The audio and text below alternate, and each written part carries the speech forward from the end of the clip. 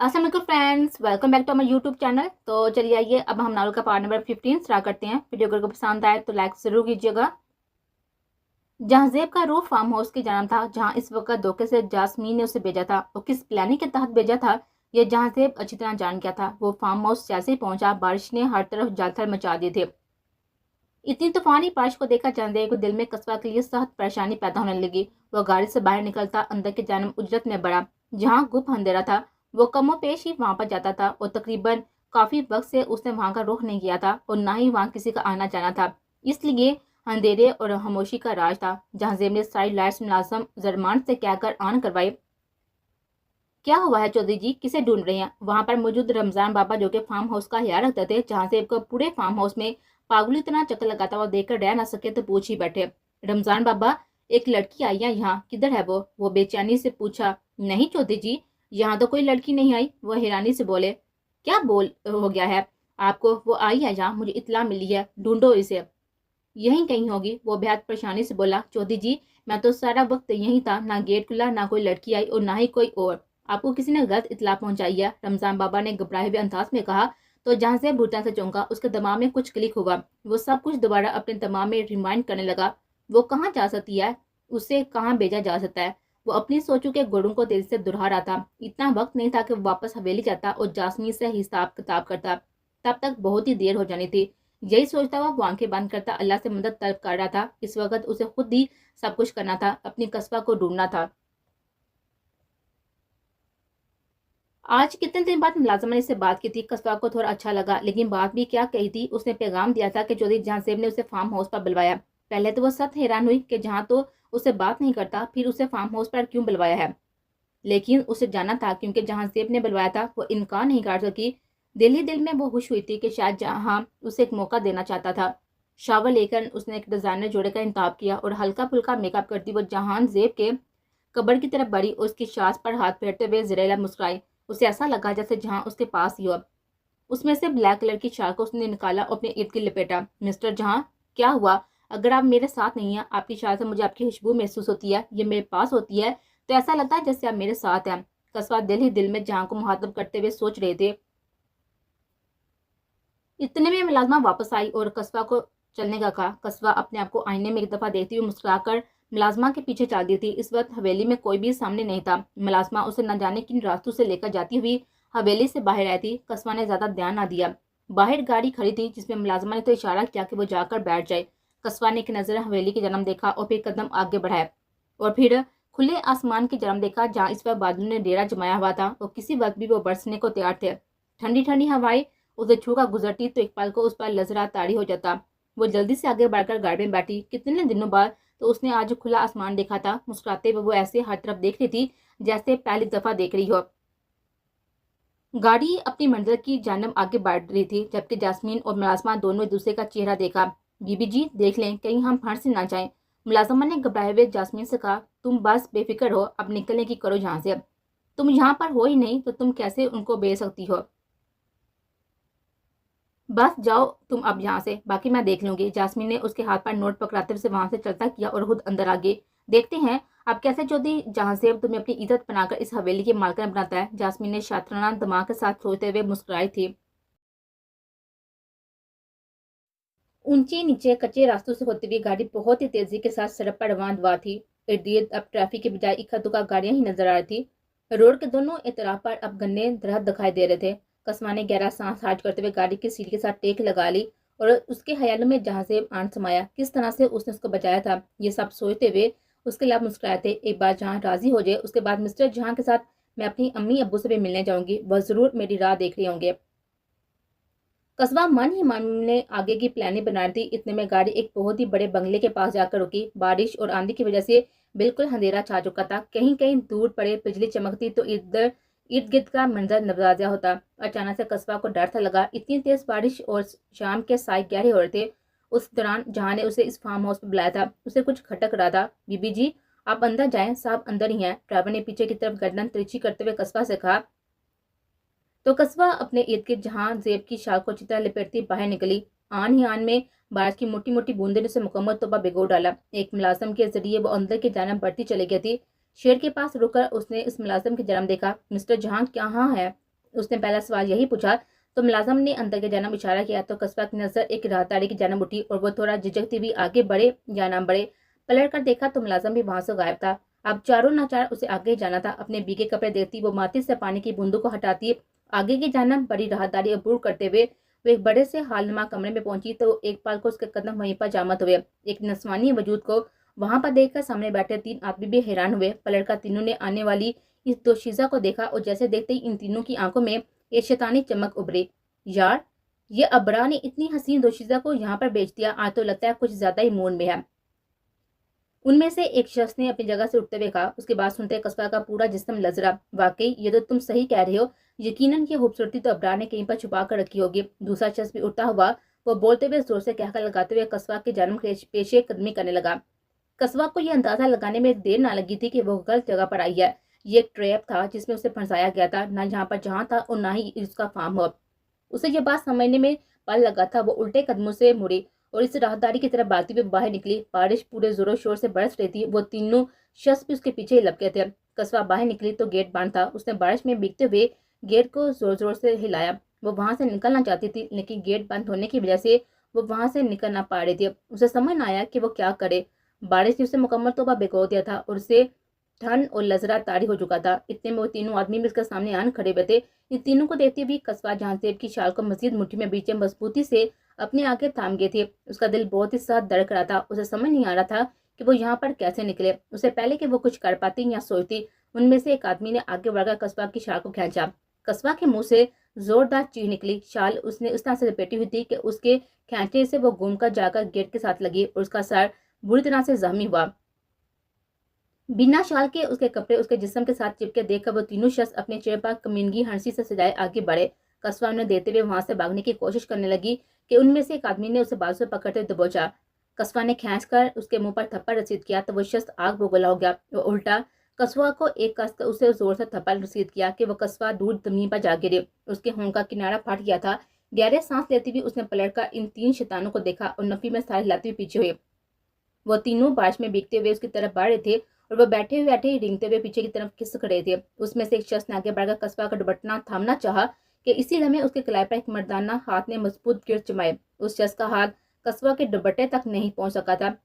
قصبہ نے پلکیں اٹھا کر سامنے دیکھا تو اس کی جان میں جان آئی۔ اس کا مجازی خدا، اس کا محافظ، اس کا شوہر اس وقت جہاں سے وہاں پر موجود تھا اور جس قہر کی نظر سے وہ ان تینوں کو دیکھ رہا تھا، قصبہ کو یقین تھا کہ وہ اب ان لوگوں کو نہیں چھوڑے گا۔ اور ویسا ہی ہوا۔ جہاں زیب نے اس شخص کی کلائی کو سختی سے مروڑا کہ وہ چیخ اٹھا۔ 2 پیچھے کھڑے ہوئے آدمی نے بھی جہاں زیب کو دیکھا تو ڈر کر ایک لمحے کے لیے وہ بھی پیچھے ہٹے۔ چودھری جہاں زیب کو کوئی نہیں جانتا تھا اور اسے وہ کیا مقابلہ کرتے۔ وہ باڈی کا مالک تھا، جبکہ ان کے تو حرام مشروب نے ختم کر دیے تھے۔ وہ نشے میں تھے، اس لیے انہوں نے پیچھے ہٹ جانا ہی مناسب سمجھا، لیکن جہاں زیب نے انہیں چھوڑنے والوں میں سے نہیں تھا۔ ایک کے بعد ایک وہ مارتا گراتا چلا گیا اور ان تینوں کو آتا منہ کرتا وہ واپس قصبہ کے جانا پلٹا۔ بارش میں بھیگ جانے کی وجہ سے اس کے حواس معطل ہو رہے تھے اور جہاں زیب نے اسے اپنی باہوں میں اٹھایا اور باہر کی جانب قدم بڑھایا۔ گیٹ کو زوردار ٹانگ مارتے وہ کھلتا چلا گیا۔ گیٹ پر کھڑا ہوا گارڈ موت کی نیند سو چکا تھا۔ جہاں زیب کے سیکورٹی گارڈ بھی وہاں پر موجود تھے جنہوں نے جہاں زیب کو کور کرتے ہوئے گاڑی تک جانے میں ان کی حفاظت کی تھی۔ یہاں سے جہاں زیب کا فارم ہاؤس کچھ ہی میل کی دوری پر تھا۔ جہاں زیب قصبہ کو لیے اپنی گاڑی میں بیٹھا ادھر کا رخ کر چکا تھا۔ فارم ہاؤس میں آتے ہی جہاں زیب قصبہ کو لیے بھی اپنے روم کی جانب بڑھا۔ قصبہ اس وقت نیم بے ہوش کی حالت میں تھی۔ وہ جہاں کو دیکھ کر جی اٹھی تھی لیکن اس کے حواس پوری طرح سے نہیں جاگے رہے تھے۔ بارش نے جو حالات ابھی گزرے تھے اس نے اسے بری طرح سے جھنجھوڑ ڈالا تھا۔ جہاں اس نے دل سے جہاں کو پکارا، اس نے جہاں نے اسے کھڑا کیا تو وہ لڑکھڑائی۔ جہاں زیب نے فوراً سے تھاما تو اس نے ایک پیاری سی مسکان سے جہاں زیب کو دیکھا۔ جہاں زیب اس کا ٹھنڈا بٹا جسم محسوس کرتا سخت پریشان ہوا تھا۔ آپ مجھے معاف۔ قصبہ کی الفاظ پر جہاں زیب کا دل ڈوب کر بڑھا۔ وہ گرنے والی تھی جب اس کے نازک وجود کو جہاں زیب نے اپنی باہوں میں سمیٹا اور وہ لڑکھڑا کر اس کے باہوں میں جھوم گئی۔ قصبہ، آنکھیں کھولو پلیز۔ جہاں زیب نے پریشانی کے عالم میں اسے پکارا جبکہ وہ ہوش و حرص سے بیگانہ ہوتی اسے عجیب دوراہے پر لا کر کھڑا کر گئے تھے۔ پلیز یار، ڈونٹ ڈو دس۔ وہ اسے گال تھپاتے ہوئے پریشانی سے بولا۔ اپنی باہوں میں اٹھائے ہوئے اسے بستر پر لایا۔ اسے بستر پر لٹاتے ہوئے اس پر کمفرٹر ڈالا لیکن اس کا سرد پڑتا ہوا وجود جہاں زیب کو بے سکون کر رہا تھا۔ پلیز قصبہ، ویک اپ۔ اس کے ہاتھوں کو اپنے ہاتھوں میں لیے رگڑتے ہوئے بولا۔ ایک ٹھنڈ اور اوپر سے بارش میں بھیگنے سے قصبہ کا وجود نیلا پڑا تھا جس سے جہاں زیب کی بے چینی میں اضافہ ہو رہا تھا۔ روم کا ہیٹر تیز کیا اور باہر بارش کا زور بھی ٹوٹ نہیں رہا تھا۔ सिग्नल इस इलाके का बहुत मेन मसला था और इस वक्त कोई हाल उसे नजर नहीं आ रहा था, लेकिन कस्बा के गीले कपड़ों को चेंज करना लाजमी था। वो अपने ही कपड़े कब्बड़ से निकाल कर लाता, तमाम लाइट्स ऑफ काट गई, उसके नाजुक वजूद को अपने आगोश में लिया, उसके कपड़े चेंज करता, दोबारा से लाइट्स ऑन काट गया। उस पर पूरा एहतियात होते हुए भी उसके करीब ना जा सका, लेकिन उसका ख्याल रखना एक शोर होने के नाते उसका फर्ज था और उसने उसको निभाना था। इस शादी को होने से किसी का बाप भी नहीं रोक सकता, तो आप क्या चीज हैं। एमके के गूंजते हुए ललकार पर वहां मौजूद सभी एक पल को ठटके थे। वो दूल्हा बनना इस वक्त गजब डारा था, उसकी छाप भी निराली थी और शेख गुलफराज की तो एक बोलती ही बंद कर देती। तुम जानते भी हो कि ये लड़की है कौन, उसका वजूद कैसा है, उसका असल बाप कौन है, जानते हो क्या। शेख गुलफराज के अल्फाज किसी पर्ची की तरह इरम के दिल पर पेवस्त हुए थे। न जाने और कितनी हकीकतें थी जो आश्कार होनी थी। मौलवी साहब नकाब फरमाए, उनको नजरअंदाज करता हुआ एम के मौलवी साहब की जाना मुड़ा, जबकि पर्दे की दूसरी जाना बैठी हुई इरम का दिल जोरों से धड़का। इरम अकमल बिनते अकमल शेख। एक मिनट मौलवी साहब, एम के ने टोका और एक कुरी से शेख गुलफराज को नवाजा। नका के वक्त असल बाप का नाम लिया जाता है, तो मौलवी साहब असल नाम ले। इरम वजाहत बिनते वजाहत खान। बिना पलके जबकि कहता वहां पर मौजूद सभी को साकन कर गया था और इरम ने करंट खाते हुए जड़ से अपना घूंघट हटाया था। इतना गुस्से में क्यों हो, क्या हुआ है। बानो बेगम ने शेख गुलफराज को गुस्से से इधर से उधर चक्कर लगा रहे थे। आज इरम जिस तरह के उनके मुंह पर थी वो कतई बर्दाश्त नहीं कर पा रहे थे। उनका बस नहीं चल रहा था कि वो इरम का मुंह थप्पड़ों से लाल कर दे, लेकिन वो बेबसी से अब घर के आगे निकल आई थी। शेख अकमल खुद तो मार गया, लेकिन औलाद ऐसी छोड़ी जो सर में मट्टी ही डाल दे। एक बेटी गायब हो गई है और दूसरी किसी चक्कर चलाकर शादी के लिए मरी जा रही है। शेख गुलफराज का गुस्से से बुरा हाल था, जो कि मुंह में आ रहा था, बोले जा रहे थे। इसलिए कह रहा हूँ कि बता दे मुझे कहाँ है कस्बा, मैं लेकर आऊंगा उसे वापस। मेरी मंगेतर है वो, तैमूर गुस्से से बोला, तो शेख गुलफराज ने उसे एक साथ गुड़ी से नवाजा। तुम्हें एड्रेस दे दूं उसका, जानते भी हो कि क्या कह रही हो। वहां पर तुम्हारे मामू सरफराज हॉस्पिटल में जिंदगी मौत से लड़े हैं। उसको बचाने की खातर कस्बा ने अपने आप को वनी में दिया है, लेकिन नकाब भी किया है उसने। और नकाब की अहमियत ज्यादा है या मंगनी की।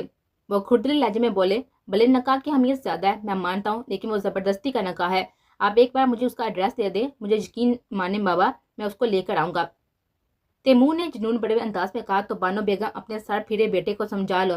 कस्बा का यहाँ पर आना सरफराज को मौत मुंह में डाल देगा और मुझे मेरा भाई बहुत ही अजीज है, समझा दो उसे अच्छी तरह से। शेख गुलफराज गुस्से से बोलते हुए अंदर के जाने बढ़ गए थे, जबकि तैमूर पास पर भी टेबल को ठोकर मारता घर से बाहर निकल गया। या अल्लाह, मैं क्या करूं, मैं कैसे इन दोनों बाप बेटे को समझाऊं। बेटा कस्बा के पीछे दीवाना है तो बाप अल्लाह ही माफ करे इनसे। बानो बेगम साथ जटती हुई अंदर चली गई थी, जबकि शेख गुलफराज को एक और टेंशन लाख हो गई थी। जिस खातून को उन्होंने आज घर में देखा था, इस टेंशन में अब उनकी रातों की नींद उड़ने वाले थे। बढ़ा ने जैसे दरवाजा खोलते हुए कमरे में कदम रखा तो एकदम शौक रह गया। सामने पड़ी घुटनों के बल बैठी इर्द गिर्द से बेगाना थी। उसकी हालत देखकर एक पल को बढ़ान ठटका था। पड़ी धीरे चलते हुए उसके पास आया, उसको पुकारा, लेकिन जवाब न दार। बढ़ान ने एक से दो दफा फिर से पुकारा, लेकिन उसे सर ने उठाया और बढ़ान ने झुकते हुए उसका सर ऊपर किया तो आंसू से तर चेहरा उसके सामने था। तुम रो क्यों रही हो, क्या हुआ है। बढ़ान ने हैरत से उसके आंसू गालों से साफ करते हुए उसकी लाल और सूजी हुई आंखों को देखा, जबकि इन आंखों में कई शिकवे थे, कई शिकायतें थे, लेकिन लब सिले हुए थे। परी, मैं तुमसे कुछ पूछ रहा हूँ। आवाज में बेचैनी थी। परी, यहाँ देखो मेरी तरफ। बढ़ान ने उसको पुकारा था, जबकि वो बस हलाओं में घूरे जा रहे थे। उसकी हालत काबिले रहम थी, न जाने उसे किस बात का गम खाया जा रहा था। बढ़ान समझ नहीं पाया था। परी, लिसन टू मी। बढ़ान अब की बार चलाकर बोला तो वो चौंकी। बढ़ान की शक्ल में उसे मारी अपनी आंखों के सामने मुस्कुराती हुई दिखाई दी थी। परी ने गुस्से से अपनी कलाइयां बढ़ान के हाथ से छिड़वाई। बढ़ान के माथे पर बल पड़े। दूर दूर रहे मुझसे। वो ऐसे बिहेव करती जैसे उसे कोई भी अछूत हो गया हो। होश में हो, क्या ड्रामा लगाया हुआ है। बढ़ान इस पर गुस्से से पकड़कर उसे झंझोरा तो वो दुख और गुस्से से बढ़ान को देखने लगे। क्यों आए हैं यहाँ, बोले, क्यों आए हैं मेरे पास। वो बढ़ान के गिरेबान तक पहुंच गई थी और बढ़ान ने हैरत से उसका नया रूप देखा था। बढ़ान फराजपुर सिर्फ परी का था ना, फिर क्यों की बेवफाई। वो चिल्लाई थी और झटके से उसका गिरेबान खुद ही छोड़ दिया था। वो क्या कहना चाहती बढ़ान समझ ना पाया। आज मुझे आपसे नहीं उससे नफरत हो रही है, गिन आ रही है उसे। वह रूह फेरते हुए खुद को नोचने वाली थी। पागल होगी हो क्या, क्या कह रही हो ये क्या पागलपन है। क्यों खुद को तकलीफ दे रही हो। बढ़ान ने उसकी कलाइयों को मजबूती से थामते हुए उसे खुद से करीब किया। छोड़ दे मुझे, मत छूना मुझे। آپ مجھے چھو رہے ہیں تو میرا دل چاہ رہا ہے کہ میں اپنے جسم کے اس حصے کو آگ لگا دوں جہاں آپ تو لگا دو آگ. میں چاہتا ہوں تم اپنے آپ کو مکمل آگ لگا دو. آپ کی بات بڑھان کی بس ہوئی تھی. اس نے غصے سے اس کی بات کو کاٹتے ہوئے اس کے کلائنٹ کو کمر کی طرف مروڑتے ہوئے کہا تو وہ دکھ اور درد اور تکلیف سے بڑھان کا چہرہ دیکھنے لگی. I hate you Burhan, I hate you. Pari Gul اذیت سے کہتے ہوئے بے جان ہو گئی تھی. جتنی تم نفرت کرتی ہو نا اس سے کہیں زیادہ نفرت میں تم سے کرتا ہوں. سنا تم نے؟ بڑھان نے جھٹکے سے اس کو چھوڑا تھا. کہاں تو اس کی ہاتھ سب سے لڑ کر آیا تھا, اسے بیوی کا درجہ دے رہا تھا اور اب یہاں پر محترمہ اسے نفرت کا برملا اظہار کر دیا. بڑھان کو اس کے انداز ساتھ تپا گئے تھے. وہ پلٹا تھا کہ ایک بار پھر سے پری کے لفظوں نے اس کے قدموں کو زنجیر پہنائے. صحیح کہہ رہی ہیں آپ, نفرت ہی کریں گے نا اب آپ مجھ سے, کیونکہ ایک اور جو مل گئی ہے آپ کو اپنا دل بہلانے کے لیے. اور وہ حیرت سے پلٹا کہ ایک بار پھر اس کے گریبان تک پہنچی. لیکن یاد رکھنا مسٹر بڑھان راجپوت, میرا نام پری گل ہے اور رشتے میں آپ کی بیوی ہی ہوں. سب کچھ برداشت کر لوں گی. جو زخم دو گے نا, جو اذیت دو گے, جس طرح کا بدلہ لو گے نا, ہنس کا سہ لوں گے. لیکن بے وفائی کبھی نہیں سہوں گی. آپ کو بیچنا ہے نا تو آپ کو بھی جان سے مار ڈالوں گی اور خود کو بھی. وہ جنونی انداز میں کہتی اس وقت اپنے ہوش و حواس میں نہیں لگ رہے تھے. اس کی باتوں سے بڑھان کو لگا کہ شاید اس نے غلط لڑکے سے محبت کر لیا جو اس کی محبت کے قابل نہیں ہے. وہ اسے پیار تو کرتی تھی لیکن اعتبار نہیں کرتی تھی. یہ سوچ آتی بڑھان کے لیے پری کے دل میں ایک بہت ہی بڑی درار آئی تھی. وہ درار ماریا نے ڈالی تھی, بلا نہیں ڈال سکی. پری کے الفاظ نے خود اپنے لیے بڑھان کے دل میں ڈال دی تھی اور بڑھان نے اس کے ہاتھوں کو ساتھی سے پکڑتے ہوئے اپنے گریبان سے ہٹایا اور خود کے قریب کرتا ہوا دیوار تھا جھٹکے سے لگایا. بہت جلد تمہیں بتاؤں گا کہ بے وفائی کی اذیت کیا ہوتی ہے. تمہیں کیا لگتا ہے کہ میں نے بے وفائی کی تو تمہیں اس کا ایک عملی نمونہ دکھاؤں گا جب تمہیں اپنے ہاتھوں سے میری دلہن کو سجاؤ گے, اس کمرے میں لے کر آؤ گی, میری صحت سجاؤ گی اور اس دن تم اس کمرے سے میں باہر نکال کر باہر کروں گا. تب تمہیں پتہ چلے گا کہ بنی میں ہوئی لڑکی کے ساتھ کیا سلوک کیا جاتا ہے. نفرت اور غصے سے کہتے اس کے ہاتھوں کو جھٹکا دیتے پیچھے ہٹا اور اس لمحے پری کو لگا شاید اس نے کچھ کھو دیا ہے. اس نے محبت کو بھی کھو دیا, اس نے بڑھان کو بھی کھو دیا. اس کا جی چاہا کہ وہ بڑھان کو پکارے لیکن بڑھان وہاں پر مزید نہیں رکا. وہ جانتا تھا کہ وہاں پر رکتا تو پری اس کو ایسی سزا دیتا جس پر شاید وہ پھر ساری زندگی خود ہی پچھتاتا رہتا. اسے وہاں سے جانا ہی مناسب سمجھا تھا جبکہ پری ہاتھ بڑھا کر اس کو روکنے کی کوشش کے باوجود بھی روک نہ پائی. وہ لڑکھڑا کر گر گئی. قصوہ, میری بیٹی قصوہ, رک جاؤ قصوہ. رات کو سوتے ہوئے تسنیم بیگم کی آنکھ کسی ہوا کے زیر اثر سے کھل گئی تھی. وہ بہت ہی بری طرح سے ڈری ہوئی تھی. ارم نے فوراً اٹھ کر ان کو دیکھا اور لائٹ آن کی. امی کیا ہو گیا ہے, اب ٹھیک ہے نا؟ کتنے عرصے بعد ارم نے ان کی آواز سنی تھی. وہ رو رہی تھی. ارم بھی رو رہی تھی. امی کچھ بھی نہیں ہوا, ادھر دیکھا میری طرف. ارم نے ان کا چہرہ اپنی طرف موڑا. ان کے چہرے پر ہوائیاں اڑی ہوئی تھی. وہ قصوہ کو لے کر جا رہی ہیں, میری بیٹی کو بچا لو. وہ روتے ہوئے بلکتے ہوئے ارم سے التجا کرتی. امی میری بات سنیں, کچھ بھی نہیں ہوا. قصوہ آپی کو کوئی بھی نہیں لے کر جا رہا, یہی ہے وہ. ادھر دیکھا میری طرف. ارم کی آنکھوں میں آنسو بہنے لگے تھے. وہ چاہ کر بھی اپنی ماں کو اس لمحے سے باہر نہیں لا پائے تھے. قصوہ کہاں ہے ارم؟ یہ پہلا سوال تھا جو انہوں نے بہت ہی آرام اور تحمل سے پوچھا تھا. ارم نے چونکتے میں ان کو دیکھا. اس کی امی اپنے ہوش و حواس میں واپس لوٹ رہی تھی. امی قصوہ کی تو شادی ہو گئی ہے نا, ہم سب نے انہیں رخصت کر دیا تھا نا. ارم نے مبالغہ آری سے کام لیتے ہوئے تسلیم بیگم کے دماغ سے وہ سب کچھ ہٹانے کی کوشش کی جس کی وجہ سے ان کا دماغ ایک نقطے پر اٹکا ہوا تھا. شادی, رخصت. وہ دماغ پر زور دینے لگی. اچھا وہ رخصت ہو گئی, تمہارے بابا تو بہت ہی روئے ہوں گے نا. وہ دکھ سے بولی. تسلیم بیگم کی بات پر ارم کی ہچکیوں سے رو دی تھی. ان کا ہاتھ تھامے اس نے اپنے آنسو پر بند باندھنے کی کوشش کی. امی ابو اب اس دنیا میں نہیں رہے, ارم نے ٹھہرے ہوئے لہجے میں اپنی ماں کو بتایا تو انہوں نے حالی نظروں سے ارم کے جنم دیکھا. ایسا مت بولو ارم, ایسا نہیں ہو سکتا. کہہ دو کہ تم جھوٹ کہہ رہی ہو. وہ کیسے جا سکتی ہے ہمیں چھوڑ کر؟ آپ کی بار وہ ارم کو جکڑ ہوئے جھنجھوڑنے لگی تھی. امی یہی سچ ہے, اب وہ ہم میں نہیں رہے, ارم نے اونچی آواز میں کہا جبکہ اپنے اندر کا غم آج وہ بھی آنسو کے ذریعے نکال رہی تھی. اس پر ماں اور بیٹی ایک دوسرے سے گلے لگ کر خوب روئی. میری قصوہ کہاں ہے, اسے تو لے کر آؤ. تسلیم بیگم نے اپنے آنسو پہنچتے ہوئے کہا تھا. امی وہ بھی آ جائیں گی بہت جلد, وہ ہمارے ساتھ ہوں گی, بس آپ خود کو سنبھالیں. ارم نے انہیں اپنے گلے سے لگاتے ہوئے کہا. ارم یہ دنیا بہت ہی ظالم ہے, یہ کسی کو نہیں چھوڑتی. میں اسے نہیں بچا پائی, تمہیں کیسے بچاؤں گی؟ تمہاری حفاظت کرنا بھی میرے بس کی بات نہیں ہے. بیٹیاں, اللہ بیٹیاں دیتا ہے تو حفاظت کے لیے باپ کا سر بھی ہونا ضروری ہے. امی آپ ہیں نا, کیوں فکر کرتی ہیں؟